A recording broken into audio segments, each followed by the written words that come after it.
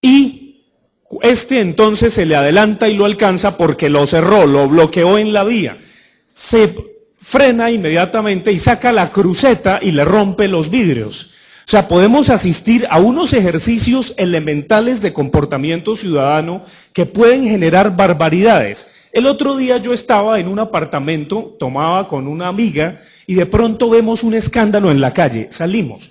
Venía un carro, atropella a un perrito. Parece que los habitantes de este sector del Parkway, aquí en La Soledad, se paseaban a su perrito y un automóvil lo atropelló.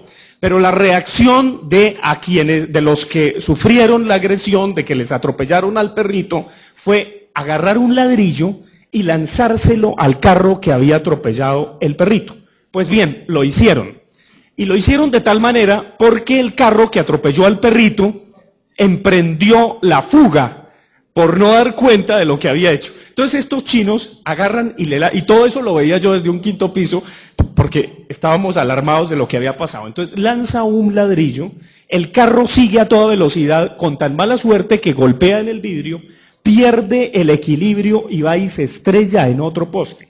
Entonces nosotros bajamos automáticamente y vimos que ahora los que estaban en fuga no era el carro que había atropellado al perrito, sino el que le había lanzado el ladrillo al carro que generó un muerto.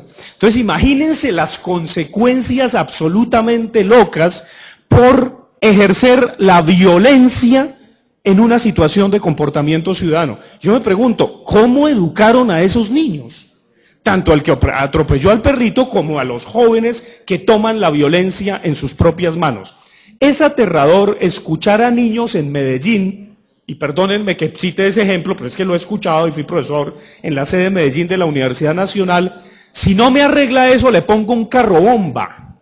O sea, que ya el niño genere ese tipo de ejemplo, pues imagínense el horror de lo que estamos creando.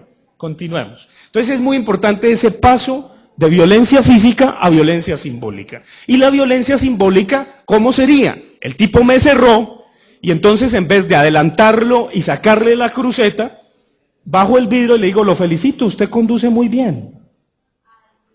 Ese es un ejercicio de violencia simbólica. Como si yo le presto a usted mi cuaderno y usted empieza a doblarlo mucho, entonces le digo, ¿por qué no lo dobla otro poquito más? Ese es un ejercicio de cambio semántico, pues para que usted no se lo tire. Entonces necesitamos pensar hijuemil ejemplos, perdónenme la expresión, para cambiar la violencia física por violencia simbólica, por simbolizar, porque lo contrario nos matamos.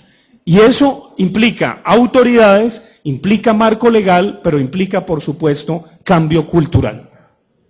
Más allá, y esto es básicamente lo que quiero hablar, que se aplica en ciertos jardines infantiles, en ciertas escuelas, esto es muy importante para los padres de familia, y es cómo pensar pedagogías más intensivas e invisibles que pedagogías visibles y jerárquicas.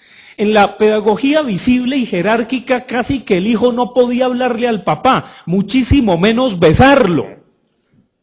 Eso es otra cosa que es aterradora. ¿Cuántos de ustedes, sus hijos, los besan, señores concejales? ¿Cómo transmitimos modos de sentir, pensar y actuar de afectividad entre nosotros? A veces lo que generamos es un miedo, temor y temblor en las familias, y eso nos cuestiona a todos. Entonces, las pedagogías invisibles e intensas, la única condición es dialogar, conversar. Yo creo que tenemos que hacer un llamado en Colombia, no solamente desde Bogotá, sino en el país, a conversar. Algo tan elemental hemos perdido. Y a veces cuando conversamos lo hacemos en medio de tragos y termina la gente dándose bala. Porque nos comunicamos a los gritos. Eso es otra cosa que habla muchísimo nuestra cultura. Tanto que a veces tenemos el dictón en paisa, oíste, oíste, porque es que no nos oímos.